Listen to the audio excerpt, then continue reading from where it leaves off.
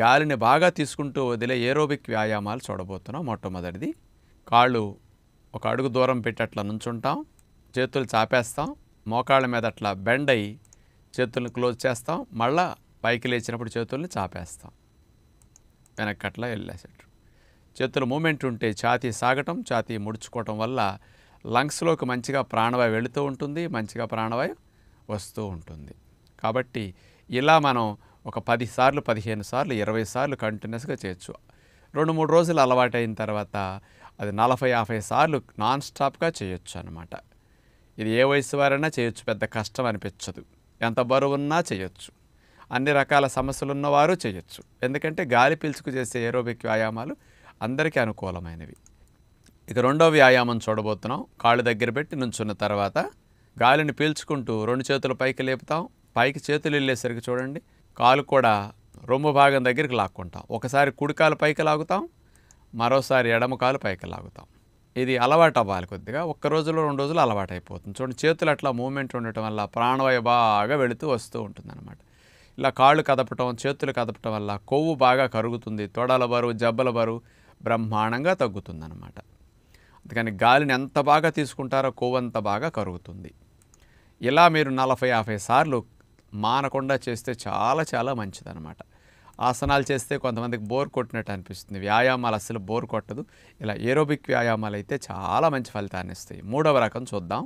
కాళ్ళు ఒక అడుగు దూరం పెట్టుకున్నట్లా నుంచున్న తర్వాత నడుముని ట్విస్ట్ చేసే ఏరోబిక్ వ్యాయామం చూడండి.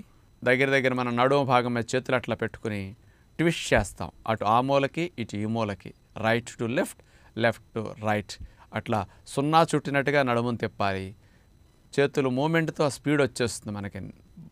బాగా నడుమంతా మెడంతా కూడా అట్లా బాగా ట్విస్ట్ చేయటం వల్ల చాలా మంచిది. కానీ గాలి పీల్చుకోవాలి, గాలి బాగా వదలాలి, మనసు దాని మీద ఉండాలి, అప్పుడే ఫలితం బాగా వస్తుంది.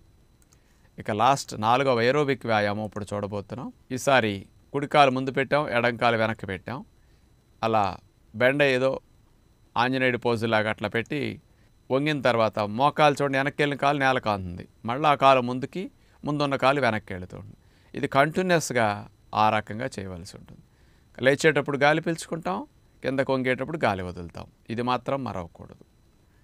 శ్వాసలు దీర్ఘంగా తీసుకుంటూ మనం అలా చేస్తే చక్కటి ఫలితం వస్తుందన్నమాట. ఇలా 30-40 సార్లు చేశారంటే తొడలకి, పిక్కలకి, సీటు భాగానికి చాలా మంచిది. ఇది పై భాగం కదలట్లేదు చూడండి, సీటు నుంచి కాళ్ళ భాగం వరకు మంచి వ్యాయామం జరుగుతున్నది. కాబట్టి ఆ భాగాల్లో కొవ్వు కరగటానికి, బరువు తగ్గటానికి మంచి మార్పుని 4వ ఏరోబిక్ వ్యాయామం అందిస్తుంది. ఇలాంటివి అసలు మీరు మానకుండా చేస్తే కొన్ని నెలల పాటు చాలా స్లిమ్గా, సన్నగా అవుతారు. రకరకాలైన గుండె సంబంధమైన సమస్యలతో బాధపడే వారికి ఇలాంటి ఏరోబిక్ వ్యాయామాలతో పాటు గుండెకి రక్త సరఫరా పెంచడానికి, కార్డియక్ మజిల్ బాగా బలోపేతం అవడానికి, రక్తనాళాల్లో పూడుకులున్న వాటి నుంచి పక్కగా మంచి రక్తనాళాలు హెల్దీగా తయారవడానికి వ్యాయామాలు చాలా బాగా ఉపయోగపడతాయి. అందుకని వ్యాయామాల తోడుగా మీరు ప్రాణాయామం తప్పనిసరిగా పావుగంట ఉదయం, పావుగంట సాయంకాలం చేస్తే మీకు పెయిన్స్ కానీ, హార్ట్లో హార్ట్ అటాక్స్ లాంటి సింప్టమ్స్ రాకుండా హార్ట్కి బ్లడ్ సప్లై, ఆక్సిజన్ సప్లై బాగా మెరుగవుతుంది ప్రాణాయామం ద్వారా. అందుకని రెగ్యులర్గా ప్రాణాయామం చేసుకోవడం, ఇలాంటి ఏరోబిక్ వ్యాయామాలతో పాటు మూడవది కొంచెం పావుగంట, అరగంట సేపు అయినా ధ్యానం చేయడం చాలా మంచిది. ధ్యానంలో స్ట్రెస్ హార్మోన్ కార్టిజాల్ లాంటి తగ్గడం, కాస్త డోపమిన్ లాంటి హ్యాపీ హార్మోన్స్, ఎండార్ఫిన్స్ లాంటి ఉత్పత్తి పెరగడం బాగా జరుగుతుందన్నమాట. అందుకని అలాంటి మంచి హార్మోన్స్ ప్రొడక్షన్ కోసం మీరు ధ్యానాన్ని కూడా అభ్యాసం చేస్తే చాలా మంచిదని విజ్ఞప్తి చేస్తూ నమస్కారం.